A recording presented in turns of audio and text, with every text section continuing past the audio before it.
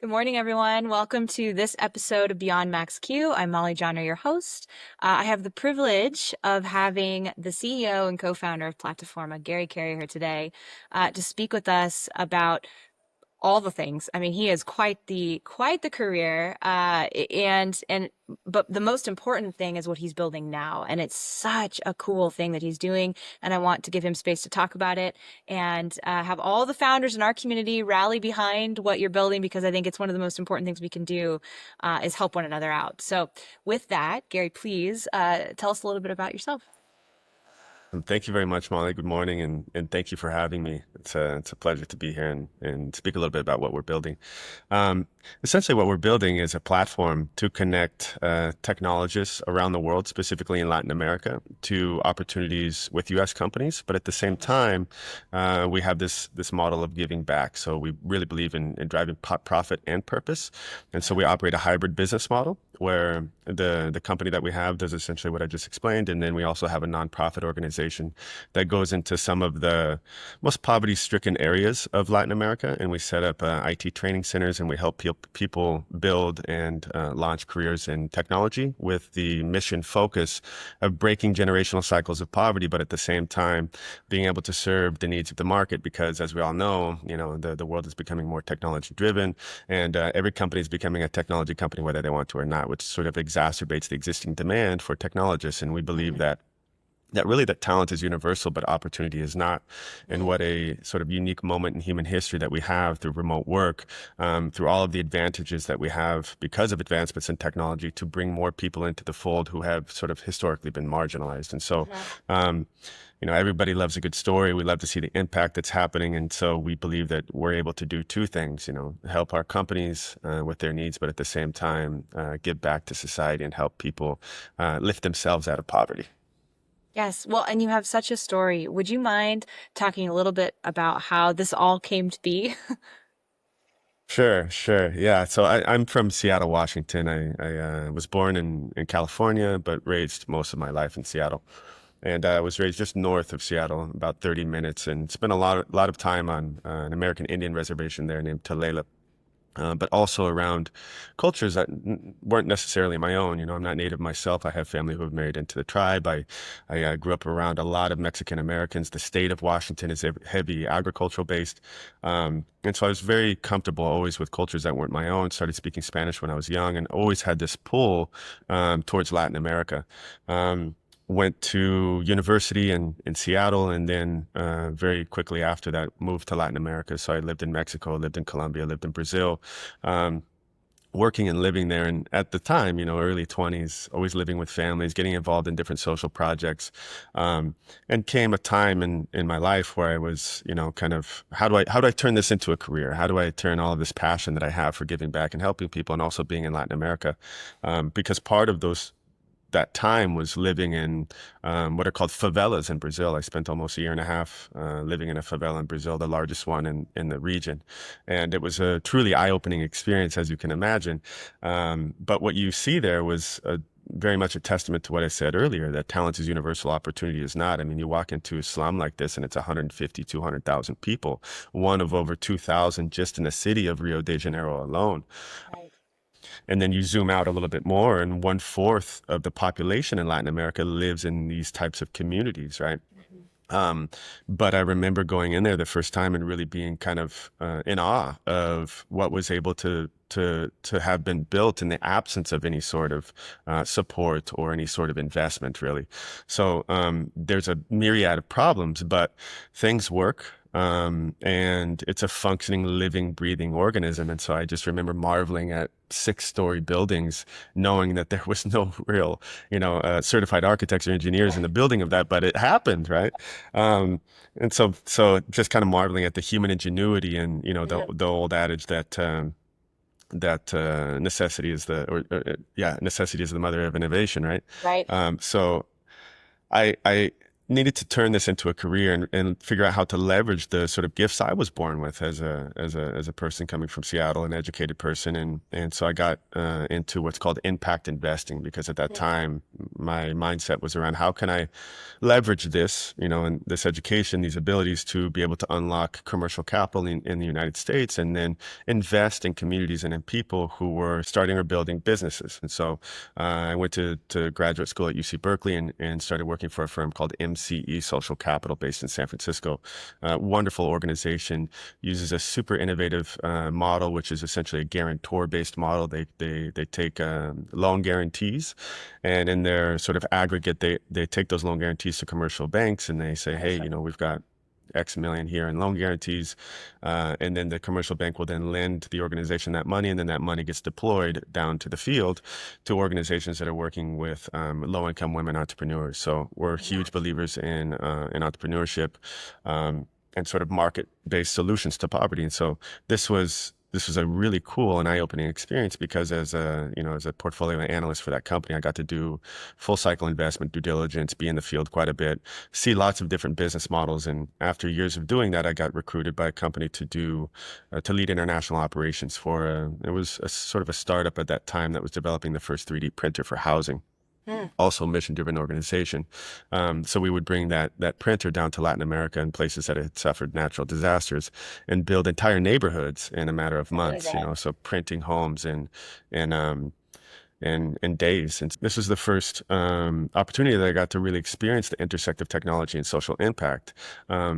Because in the same way that we're building houses for people who had suffered natural disasters, we also know that people who suffer natural disasters, the worst are typically the people at the bottom of the pyramid, the people Right.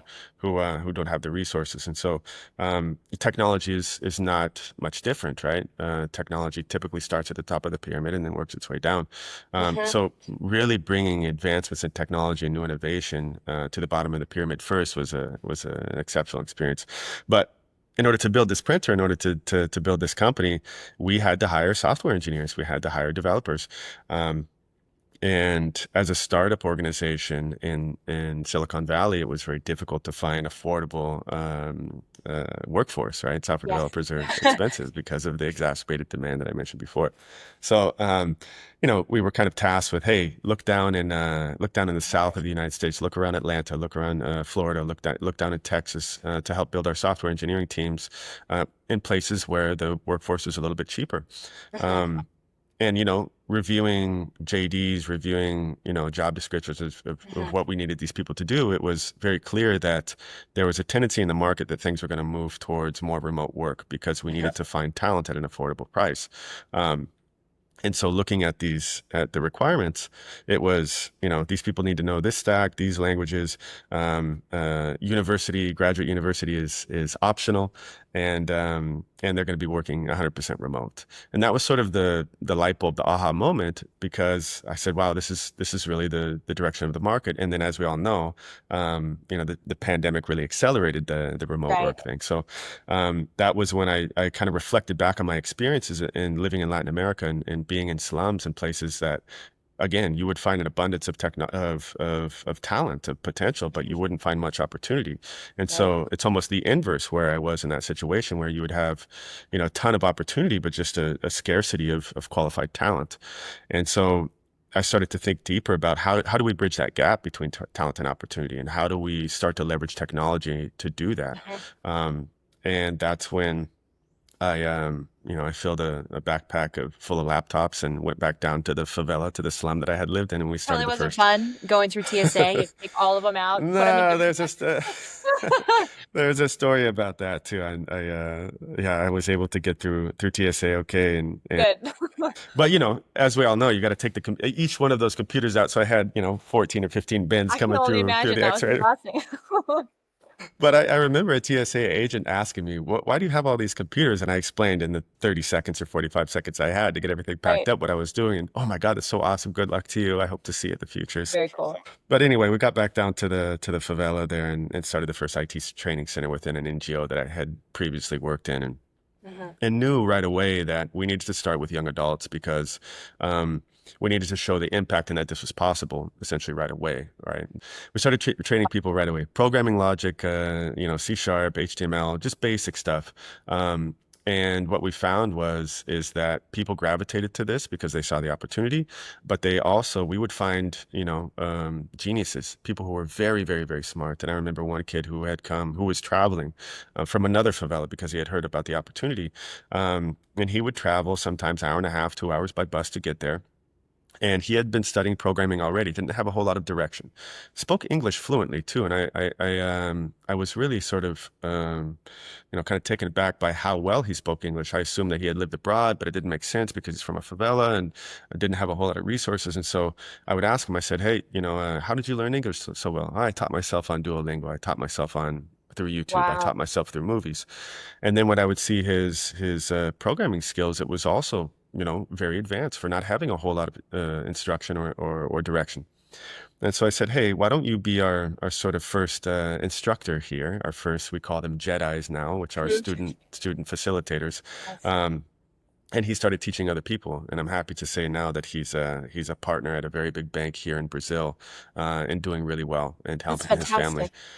And so this idea that these students can then come back and help and pay it forward in that way, because what you'll see a lot of times with coding boot camps is what's called an ISA agreement, an income share agreement, where the agreement Mm. essentially stipulates that these students will pay back a portion of their salary once they get employed. Oh. And this was really, really common sort of in the boom of the pandemic, where software Okay. developers and remote work had just really, really accelerated a lot.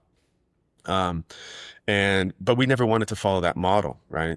Because these people are coming out of poverty, and the last thing that we want to do right when they get their first job is to start to take money out of their pockets, right? I mean, these people are going from kind of hand to mouth, not a whole lot of resources directly into their first paid opportunity. And so instead of paying us back a portion of your salary, why don't you pay us back in the form of helping others and inspiring others who come from similar situations that you do, the same reality, because they're going to connect with you in a way that they're not going to Mhm. connect with a guy who comes from Seattle, of course.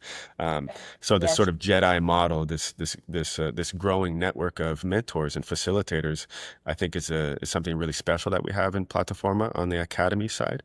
Um, but that presented a problem. That problem was, well, where does our money come from? Hmm. And we launched as a nonprofit first. Being the nonprofit organization first meant that we were going to be 100% dependent on donations, which is a Hmm. tricky route as well. Um, but having those experience and impact investing, I was cognizant of the fact that we would need to have a revenue generating portion of this vehicle in some way, somehow. Right. Um, and so me returning to the United States, I would start to receive requests from clients, from friends, from my network. "Hey, I hear you have developers down in Latin America. I need somebody who's got 5, 7 years of experience, who speaks English fluently, um, has all of these skills." And I said, "Look, we're training guys that come from the favelas. They don't have any experience yet, but let me see if I can find somebody in the general market for you." And that's when we started the company. Right. And the company is essentially a global talent marketplace that connects more senior level software engineers and developers and technology professionals to US companies. Um, and in that way, we're able to derive and take a percentage of our revenue from the company and kick that back to our nonprofit organization. So it's not 100% dependent on donations. And so it essentially Yes. works as a hybrid model in a situation where everybody wins. Hmm. The companies are getting the talent that they need. Um, Society is getting, this great sort of charitable endeavor to help lift people out of poverty by way of getting more people into technology. Well done. I love that. I mean, your whole mission, everything that you're doing is so important. I wish more people had that same heart to help. And like you said, I love that it's a hybrid model. It's not all donation, right? It's like you're actually enabling opportunity for some of these folks that might not otherwise have it. And at the same time, it's not charity. You're connecting them to good talent, right? The companies Yes. are connecting to people who know what they're doing. They've been trained up. So I love that connection that you've made. I think for our audience, which are primarily founders, in tech spaces, manufacturing spaces, I would also love to hear a little bit about what your journey has been like as a founder. You also have some Hmm. interesting thoughts because you've been in funding. So I think it would Yeah. be good to hear kind of like what your perspectives are on those things. Yeah. I mean, I'm a father, and I always say that entrepreneurship and fatherhood are the two most difficult things that I've ever done, but also the two most rewarding things I've ever done as well. And the journeys are very similar because when you start and grow a business, you have to be very attentive and very careful and kind of mull over the Yeah. all of the details, right? Because you have to protect this new baby, right? And then as it grows and starts to crawl around and grows its own legs, those are the phases of the growth of the company. Um, but I've learned a lot, and I will say, and I don't think I'm alone in saying this, that persistency, I think, is probably the number one differentiating factors for successful entrepreneurs or not. And from the very beginning, I knew I was very aware that Plataforma was going to pivot, could become something different, but I knew it was going to be something because I wasn't going to quit on it, right? Yeah. And the mission was too important.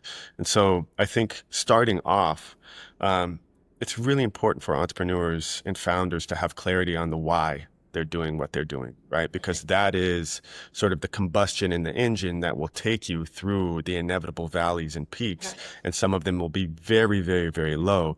And so that why, as to why can I not quit? Why can not give up on this? That why Mhm. has to be outside of you. It cannot be sort of this internal motivation. Well, because I want to get rich, or well, because I want to be recognized. The why has to be something that's connected to really the greater good, right? How do you want to change the direction of society? How do you want to have an impact on human civilization? How do you want to be remembered, right? All of these things are sort of not these intrinsic or internal motivations, but things that connect us to the greater good.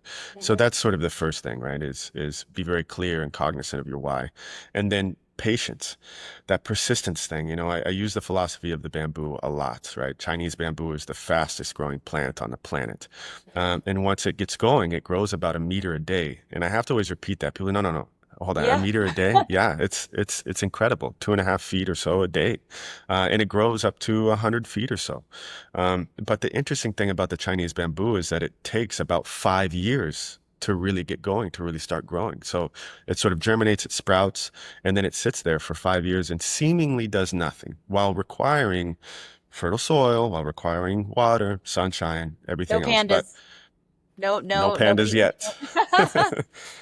But it's fascinating because perceptively nothing's happening, but all the growth is happening underground. All that growth is happening in the dark, in the dirt that nobody sees, right? And that's like the grind, right? It is. Because it's creating that foundation, that root system, in order to grow at the accelerated rate that it grows, and in order to reach the heights that it reaches, right? And so, nobody marvels at the little sprout of the bamboo for 5 years, but little do we know, all of the groundwork literally is being done in order to reach those massive heights that then everybody comes and says, "Oh my gosh, how did you do that?" Right? Right. So Yes. it's philosophy for life and for entrepreneurship, and I'm very fortunate because I grew up in a household that was very driven by athletics, and that was from my mom.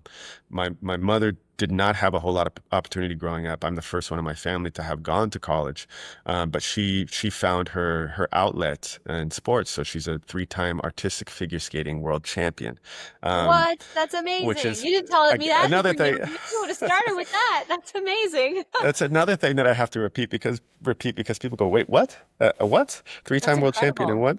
Figure skating, right? Artistic roller skating, which was a huge, huge, huge sport in the 1970s and the 1980s, and so again, the same sort of ethos, right? The same philosophy of you fall down hard, you get back up, you fall down hard, you get back up, and becoming a champion and reaching those heights that she reached requires a tremendous amount of persistence and dedication and really confidence and self-awareness, right? Because Mhm. people will tell you, why are you doing this? That's not a good Yes. idea. Go this way, go that way. Um, and so all of that to say that I was fortunate to have grown up with a literal coach in my house. So I still coach and compete in Brazilian Jiu-Jitsu today. I grew up as a wrestler. I grew up in lots of different sports, but I feel like grappling and wrestling and Jiu-Jitsu specifically is that sort of palpable reminder every time I train of things could be going really, really wrong, but you just find a way to pivot or find a way to get yourself out of the position that you're in to better your circumstances. You're not going to resolve it all in one go, but you make those little adjustments in order to get better. And I remember um, being a referee in high school wrestling, and this is something that I bring up often. It's like it's character under construction because when you're a young person in high school wrestling, at least in my day, you had to wear these goofy leotards, right? And you got to go out in front of everybody that you know and love with a little spotlight on the mat, right? And you got to go against people, the rival school from across town Right, or the other right. or the other city. And I just remember as the high school referee at that time, looking and just being kind of in admiration of the fact that these two people would come out here in front of everybody that they know and love in a goofy outfit and literally battle against each other. Just to step out on the mat takes a lot of courage.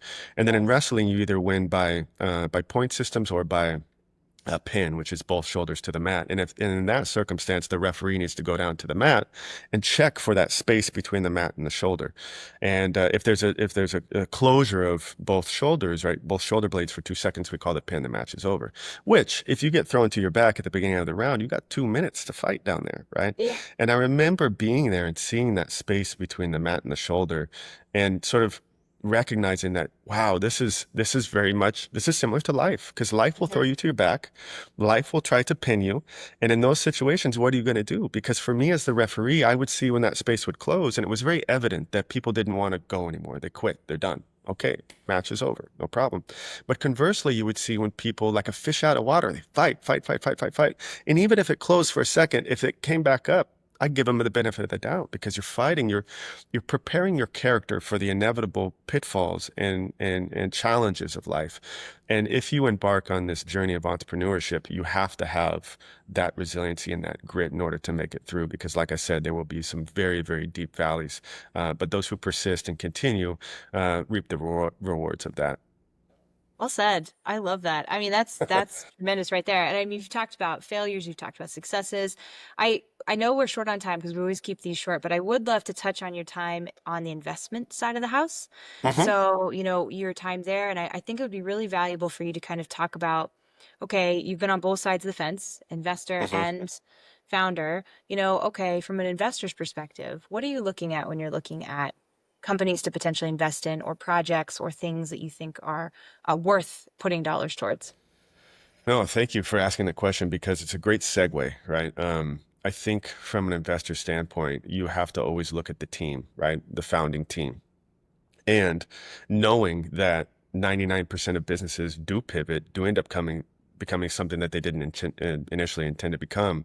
Are you comfortable with change? Are you comfortable with being flexible? Are you comfortable with persisting through the ambiguity? Are you comfortable with receiving feedback? Are you coachable? So there's a lot of parallels with what I just spoke about with the athletics and having a great founding team, which is the number one thing that we looked at when we were looking at investments, right? So, again, analogy of plants and trees here, the palm, right? The palm tree. It's very flexible at the top, but it's very very strong in its values and its convictions, right? And its root system. And so, you have to be able to kind of go with the wind and go with the flow a bit, but you also have to be very stern and Right. stubborn with the why behind what it is that you're doing. So founding team is very important. Um, you know, the the sort of the traction. The second thing I would say is the traction. Do are people gravitating towards this? Do you have some sort of validity that people? Right. Because what happens is founders often get lost in their own minds and their own ideas, and it's great Right. for them, but they This is haven't tested amazing. this in the Everyone should market. love it. Yes, exactly, exactly. So what is sort of the market validation? And it doesn't, obviously you want to see, numbers behind that, but um, don't journey down something for a year before you've gone out and tested it with the market or with potential employees and your friends and families, your colleagues. Um, we're starting to test agentic systems right now and building agents, right? And so what we're doing now is reaching out to our immediate network and saying, hey, we would like to do something for you for free just to sort of test and build the cases around this, right? Get your feedback, test it.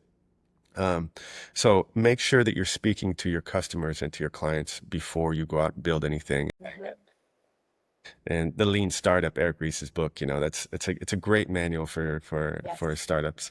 Um, so yeah, founding team, speaking to your customers, traction, and I was in international investments, remember? So we were Yes. mostly looking at cooperatives, small banks, what we would call small financial institutions, small and medium financial institutions. Um, and we would do a very deep, sort of due diligence on these organizations to the point where we would receive all of the financials, of course, but then go down and interview all of the key players, the executives, etc. Um, and so it was always a red flag when people couldn't answer basic questions or didn't have their data organized. So we hear a lot about data rooms now, and just make sure that nobody's expecting that you have every single number memorized or details, right? But do you have conceptually high level how your figures are working, where you're going, and why you're going in that direction? Mhm.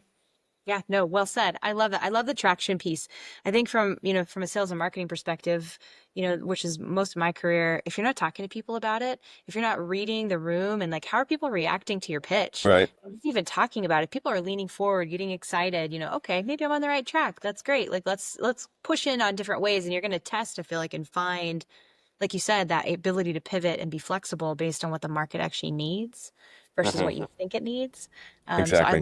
love that you pushed it on that. So okay, for like I said, for the sake of time, I think we could probably talk to you forever because you have so much knowledge and amazing insights.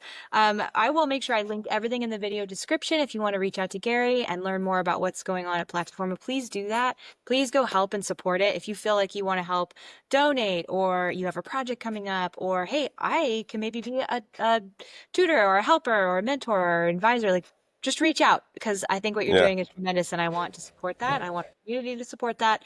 And then we always end with the same question. So what are you currently reading? Aye, good question. Um, I mean, I Ryan Holiday's The Daily Stoic was always near my bed. This is I'm big on philosophy, as you could probably tell. I'm big on Stoicism as well, and so The Daily Stoic by Ryan Holiday is each page is for a different day, but it's a dilution, I would say, of some insight or some philosophy from the Stoics, and so that's always near my bed. I'm also reading How to Become a Virgin by Richard Branson, which is a phenomenal autobiography. What a life Yes. that guy lived, you know. Yes. And and and I think another one that's worth mentioning is the Almanac of Naval Ravikant. He is somebody that I Okay. admire a lot. Naval Ravikant, he started Angel List, um, but just a phenomenal has phenomenal insights on not only how to build and grow businesses, but how to live a holistically healthy life, right? Yes. So relationships, diet, exercise, I'm not into this, let's kill ourselves for our business. I think that the healthier that you are, the better father that you can become. In my case, the better community member, the better entrepreneur, the better speaker. All of those things become holistically who you are. So it's not good enough to be super good in one thing and then just be horrible in another thing, right? And so for me to be able to speak about lessons that I've learned from fatherhood, from athletics, from all of those create who I am. And in Mhm. my eyes, they help to enhance the things that I'm doing now, which is building businesses and on this journey of entrepreneurship. So I know that's a long-winded answer to your question, but No, Richard that's Branson's great. How to Become a Virgin, Becoming a Virgin, Naval Ravikant's The Almanac of Naval Ravikant, and then The Daily Stoic by Ryan Holiday. Okay. I love that. I've watched a Yeah, couple of Naval's podcasts.